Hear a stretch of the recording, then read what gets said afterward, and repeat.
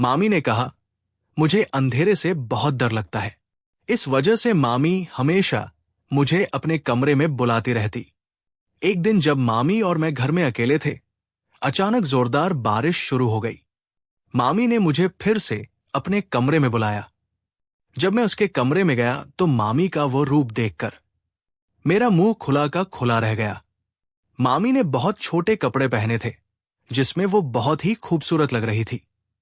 मामा 2 महीने के काम के सिलसिले में विदेश ट्रिप पर निकल गए थे, लेकिन मुझे नहीं पता था कि मामी इस बात का फायदा इस तरह उठाएगी।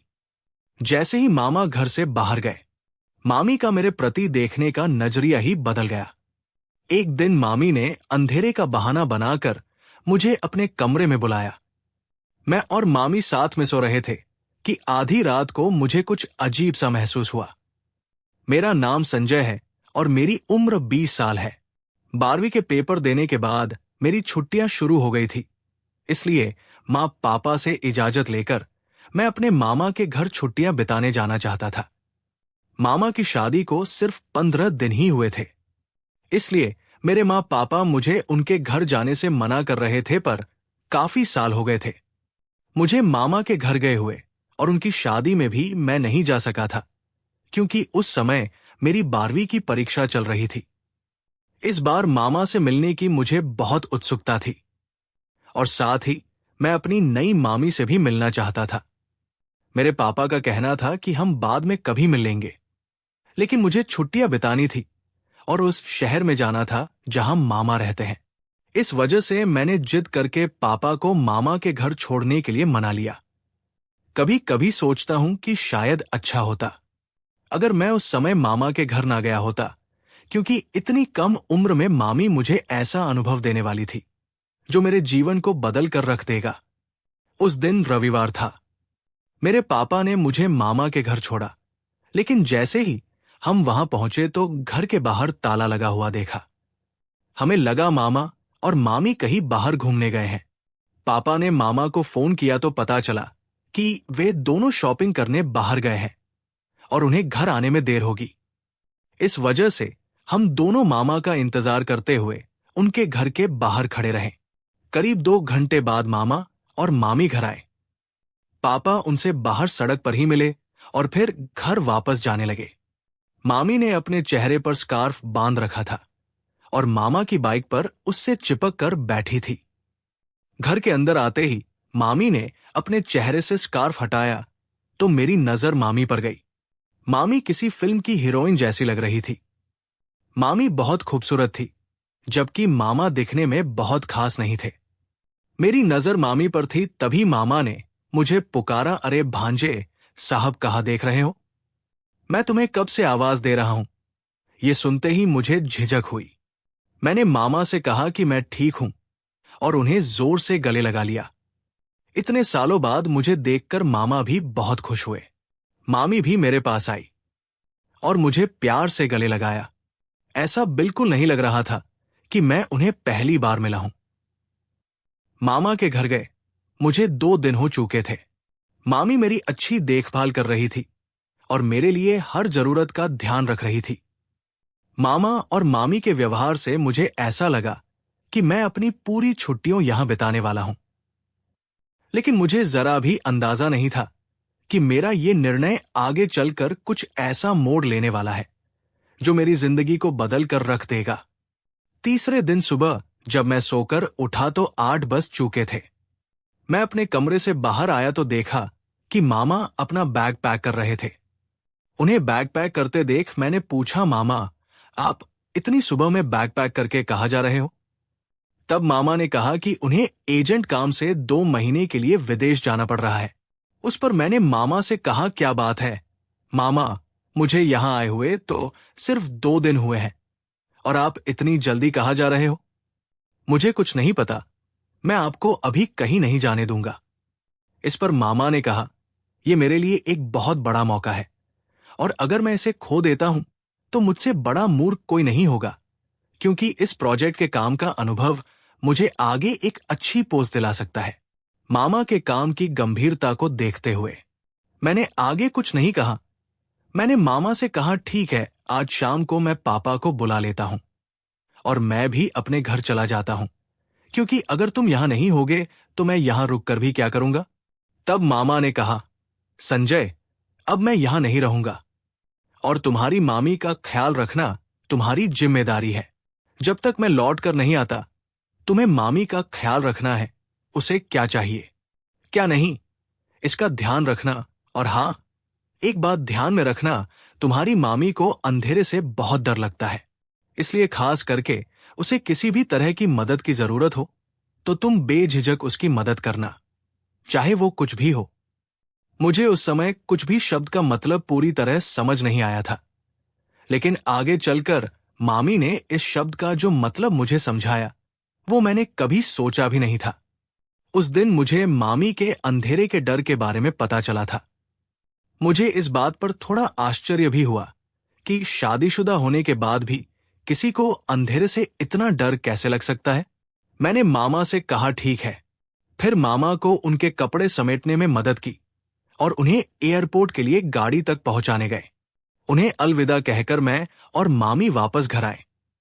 अब घर में सिर्फ मैं और मामी ही थे।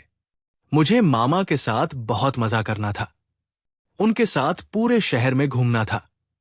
इस तरह मैंने अपनी छुट्टियां बिताने का प्लान किया था, लेकिन मामा ने तो इस पर पानी फेर ही दिया।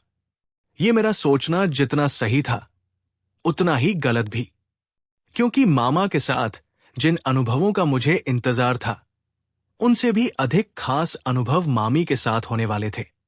जिस दिन मामा गए उस रात में अपने कमरे में मोबाइल पर गेम खेल रहा था। खेलते खेलते मैं बोर हो गया तो सोचा कि टीवी देख लेता हूं और हॉल में आकर बैठ गया। टीवी देखते हुए कुछ समय बाद मामी मेरे पास आई और बोली, अरे भांजे साहब, मामा के जाने के बाद से आपका मन घर में नहीं लग रहा। मामी ने एकदम सही बात पकड़ी थी। तब मामी ने मुझसे कहा, चलिए थोड़ी देर बाहर घुमाते हैं। ऐसा कहकर उन्होंने अपनी स्कूटी निकाली और मुझे आइसक्रीम खाने के लिए बाहर ले गई। हम घर से बाहर निकले और स्कूटी पर मैं मामी के पीछे बैठा था। उस समय अनजाने में मेरा हाथ मामी की कमर से टकरा गया। ये देखकर मामी थोड़ा झिझक गई थी, इसलिए मैंने तुरंत ही अपना हाथ पीछे खींच लिया, लेकिन अगले ही पल मामी ने मेरा हाथ पकड़कर अपनी कमर पर रखा। उनके इस व्यवहार का मतलब मुझे समझ नहीं आया। आइसक्रीम खाकर हम वापस घर आए। जैसे ही मामी ने घर का दरवाजा बंद किया और हम अंदर आए, अचानक घर की सारी लाइट बंद हो गई। अचानक लाइट जाने से चारों ओर घना अंधेरा छा गया। मैं मामी के पीछे खड़ा था। तभी मामी ने पलटकर मुझे जोर से गले लगा लिया। उस समय मामी का जो स्पर्श मुझे हुआ उसने मुझे एकदम विचलित कर दिया। मैं भी अब जवान हो रहा था और पहले कभी किसी महिला का ऐसा स्पर्श महसूस नहीं किया था। मुझे समझ नहीं आ रहा था कि क्या करूं, तो मैं वैसे ही खड़ा रहा। उस वक्त मेरे मन में जो विचार आ रहे थे वे अलग ही थे। मामी करीब 5 मिनट तक मुझे वैसे ही पकड़े रही और फिर अचानक लाइट आ गई। जैसे ही लाइट आई, मामी भी होश में आई और फौरन मुझसे दूर हो गई, मुझे माफ करना ऐसा कहकर वो शर्माते हुए अपने कमरे में चली गई। वहां क्या हो रहा था और अचानक मेरे साथ जो हुआ उससे मैं पूरी तरह से हैरान था। मुझे समझ नहीं आ रहा था कि क्या करूं। कुछ देर बाद मुझे मामा की वो बात याद आई जो उन्होंने घर से जाने से पहले कही थी कि मामी को अंधेरे से बहुत डर लगता है और मेरी जिम्मेदारी है कि मैं उसकी देखभाल करूं। अब मुझे समझ आया कि मामी ने अंधेरे का बहाना बनाकर मुझे गले लगाया था। उस रात मैं भी अपने कमरे में जाकर सो गया, लेकिन बिस्तर पर लेटे हुए मामी बार बार मेरी आंखों के सामने आ रही थी। मामी काफी मॉडर्न थी और वैसे भी मैं एक छोटे से गांव का लड़का था, इसीलिए उनके तौर तरीके मेरे लिए बहुत खास लग रहे थे। अगले दिन सुबह जब मैं नींद से जागा तो देखा मामी किचन में चाय बना रही थी। उस वक्त उनकी तरफ देखना मुझे थोड़ा अजीब लग रहा था। मामी भी मुझे चुपके चुपके देख रही थी। हम दोनों एक दूसरे को देखकर संकोच कर रहे थे। जब मैं पानी पीने के लिए किचन की तरफ गया तो मामी ने फिर से मुझे जोर से गले लगा लिया। मैं थोड़ा चौंक गया क्योंकि कल की बात अब तक मेरे दिमाग से उतरी नहीं थी। मामी फिर से हंसते हुए बोली, अरे भांजे साहब, इसमें शर्माने की क्या बात है। मुझे पता है कि ये सब तुम्हारे लिए नया है, लेकिन कल रात मैं सच में बहुत डर गई थी। अगर तुम्हें बुरा लगा हो तो मुझे माफ कर देना। फिर हंसते हुए बोली, और हां, आज जो गले लगाया वो तो मैंने मस्ती में किया है। तुम मेरे भांजे हो और मैं तुम्हारी मामी हूं, इसलिए मुझे तुमसे मजाक करने का पूरा हक है और मैं ये अधिकार हक से लूंगी। मामी के इस अंदाज पर मैं भी मुस्कुरा दिया। उन्होंने फिर से मजाक में मुझे गले लगाया, लेकिन उनकी इस तरह की हरकतों से मेरे मन में अलग ही भावनाओं पैदा होने लगी थी। मुझे भी ये महसूस होने लगा था कि मैं अब बड़ा हो रहा हूं। शायद मामा को ये अंदेशा नहीं था कि ऐसी चीजें हो सकती है। कुछ दिनों बाद एक दिन शाम को मुझे समोसे खाने की इच्छा हुई। समोसे बनाने के बाद मैंने मामी से कहने का सोचा और उनकी कमरे की तरफ गया। मामी का कमरा थोड़ा सा खुला हुआ था। मैं बिना इजाजत के उनके कमरे में चला गया। उस समय वो बिस्तर पर पीठ करके बैठी थी और अपने मोबाइल में कुछ देख रही थी। उनके बैठने का अंदाज ऐसा था कि देखकर मुझे ही संकोच होने लगा। दरवाजे पर खड़ा होकर मैंने मामी को धीरे से आवाज दी, लेकिन वो सुन नहीं पाई। वो मोबाइल में कुछ ऐसा देख रही थी कि उन्हें मेरी आवाज तक सुनाई नहीं दी। हिम्मत करके मैं धीरे धीरे उनके पास जाने लगा। जब मैंने उनके मोबाइल में झांका तो मेरी आंखें चौड़ी हो गई, क्योंकि जो मैं देख रहा था वो मेरे लिए बिल्कुल नया था। मुझे शर्म आ रही थी, लेकिन मामी बिंदास होकर सब कुछ देख रही थी। मुझे लगा कि मुझे इस हालत में मामी को नहीं देखना चाहिए, इसलिए मैं तुरंत दरवाजे के पास वापस गया और मामी को जोर से आवाज दी। इस बार मामी एकदम चौंक गई और गाउन लपेटकर खड़ी हो गई। मुझे अचानक वहां देखकर वो थोड़ी घबरा गई। उन्होंने मुझसे पूछा, क्या बात है? तो मैंने बात को टालते हुए कहा, कुछ नहीं, और अपने कमरे में चला गया। अपने कमरे की तरफ जाते हुए भी मुझे बार बार मामी का वही रूप नजर आ रहा था जो मैंने कुछ देर पहले देखा था। उस दिन रात में जोर से बारिश हो रही थी। अचानक लाइट चली गई और मामी ने मुझे जोर से आवाज लगानी शुरू कर दी। उसकी उस आवाज को सुनकर मैं उसकी कमरे में चला गया। जैसे ही मैं कमरे में गया, उसने मुझे गले लगा लिया। मामी उस समय भी बहुत खूबसूरत लग रही थी। मैं तो अब धीरे धीरे खुद को समझने लगा था। तब मामी ने कहा, संजय, तुम जब तक लाइट नहीं आती तब तक मेरे कमरे में रुक सकते हो। क्योंकि मुझे अंधेरे में बहुत डर लगता है, इसलिए मैंने वहां रुकने का फैसला किया। हम कुछ समय तक बातें करते रहे। मामी ने कहा कि उन्होंने मामा से 1 साल पहले मुलाकात की थी और उनका प्यार इतना बढ़ गया कि उन्होंने तुरंत शादी करने का फैसला कर लिया। मामी की बातों से यह भी पता चला कि मामा ने पिछले 1 साल में काफी प्रगति की थी। गप्पे करते करते काफी समय बीत गया था। जब मैंने अपने कमरे में जाने का सोचा तो मामी ने मेरा हाथ पकड़ लिया। उसने कहा, संजय, अगर तुमको कोई दिक्कत नहीं है तो क्या तुम आज मेरे कमरे में सो सकते हो? मुझे तो कोई दिक्कत नहीं था, क्योंकि मामी और मैं उस घर में अकेले थे। इसके अलावा मामी का साथ मुझे बहुत अच्छा लगने लगा था। उनके साथ होने से मुझे एक अलग अनुभव होने लगा था। उस रात लगातार बारिश हो रही थी। रात को कोई रोशनी नहीं थी और मैं नींद में उठा। मुझे बहुत ताजगी महसूस हो रही थी, मानो मुझे एक अनोखा सुख मिल गया हो। मामी मुझे बहुत आनंदित नजर आ रही थी। ऐसा खुशी मैंने पहले कभी उनके चेहरे पर नहीं देखा था। नाश्ता करते वक्त मामी अक्सर मुझसे बात कर रही थी। मामी ने कहा, क्या बारिश के दिन है, इसलिए तुम मामा के आने तक मेरे कमरे में सो सकते हो? मामा जाते वक्त मुझे बता गए थे कि अगर तुम्हें किसी चीज में मदद चाहिए तो बेझिझक बताना। इसलिए मैंने भी मन में संकोच न रखते हुए मामी के पास रुकने का फैसला किया। रात को मामी मुझसे बातें करने लगी, लेकिन एक बात पर मेरा ध्यान गया कि मेरा पेट दर्द होने लगा। मामी की बातों में मुझे थोड़ा डर लग रहा था, इसलिए मैं उनके कमरे में सोने लगा।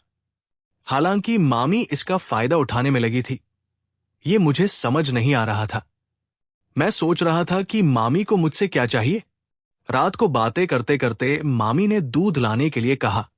दूध पीते हुए और बातें करते हुए मुझे कब नींद आ गई ये मुझे भी नहीं पता चला। मुझे ऐसा लग रहा था कि मामी की सुंदरता अब मेरे दिमाग में बसने लगी थी।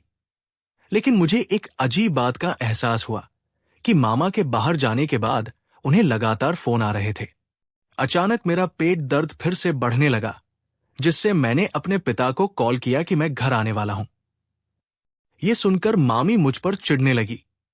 उन्होंने कहा, क्या तुम्हारे मामा ने तुम्हें नहीं बताया था कि मामी का ध्यान रखना है? तुम अभी नहीं जा सकते? मामी की बातें मुझे कुछ समझ नहीं आए। कौन सा रिश्ता और कौन सा ध्यान? जब मैंने इसके बारे में पूछा तो उन्होंने कहा, मुझे नहीं पता, लेकिन तुम मुझे छोड़कर कहीं नहीं जा सकते। मामी ने तो मुझसे घर ना जाने की जिद पकड़ ली, लेकिन मेरा पेट दर्द कुछ कम होने का नाम ही नहीं ले रहा था। मैं ये सब बात मामी को बताने में हिचकिचा रहा था। रोज मेरा पेट दर्द और मेरी कमजोरी बढ़ती जा रही थी। मामी तो रोज किसी न किसी बात पर खुश रहने का बहाना ढूंढ रही थी, लेकिन मुझे समझ नहीं आ रहा था कि आखिर मेरे साथ क्या हो रहा था, क्योंकि ऐसा अनुभव मुझे पहली बार हो रहा था। मामा गए हुए लगभग एक हफ्ता हो गया था। शाम को 7 बजे घर की बेल बजी, जिससे मेरा दिल उड़ गया। मैंने अपने पास देखा तो मामी मेरे ऊपर हाथ रखकर सो रही थी। बैल लगातार बज रही थी। इस वजह से मामी दरवाजा खोलने गई। दरवाजा खुलते ही सामने पुलिस खड़ी थी। पुलिस देखकर मामी घबरा गई। पुलिस ने मामी के हाथ में हथकड़ी लगाकर कहा, क्या चल रहा है? मुझे कुछ समझ में नहीं आ रहा था। तभी मेरे पीछे पापा मामा जी को लेकर आए। मामा जी के हाथ में भी हथकड़ी था। उन्हें देखकर मैंने कहा, मामा आप तो काम के सिलसिले में 2 महीने पहले विदेश गए थे। तब मैंने पापा से पूछा कि ये सब क्या हो रहा है। पापा ने बताया, जब मैं तुम्हें यहां छोड़ने आया था तब मैं पुलिस स्टेशन गया था। वहां मुझे एक लड़की के बारे में जानकारी मिली, जिसके बारे में मेरे सहकर्मी खोज कर रहे थे। मैंने उसे पहचाना नहीं, लेकिन जब मैंने सोशल मीडिया पर मामा के फोटो देखे तो मुझे पता चला कि तुम्हारे मामा ने नाम और पहचान बदलकर मामी से शादी कर ली है। मामा जी का फोन कटने के बाद पापा को यह चौंकाने वाली जानकारी मिली। मामा और मामी लोगों को फंसाकर गलत काम कर रहे थे। तब मुझे समझ आया कि मेरे पेट में दर्द क्यों हो रहा था। मामी ने मुझे नशीला दूध पिलाया था। मामा मामी ने तो रिश्ते की भी परवाह नहीं की। जल्दी पैसे कमाने के चक्कर में मामा मामी अंधे हो गए थे। अब सब कुछ समझ में आ गया था कि मामा ने 1 साल में शहर में इतनी तरक्की कैसे की। मैं तो मामा जी के प्यार में उनके घर छुट्टियां बिताने गया था, लेकिन उन्होंने मामी से लगाकर मुझे भी बर्बाद कर दिया। मेरा भाग्य अच्छा था कि पापा ने उस मामले की जांच की।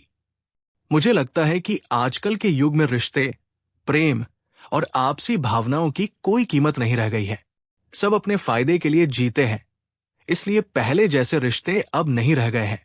मामा जी ने मुझे अच्छी तरह समझाया, लेकिन जैसे कर्म होते हैं वैसा ही फल भी मिलता है। यदि आपको ये कहानी पसंद आई हो तो इस वीडियो को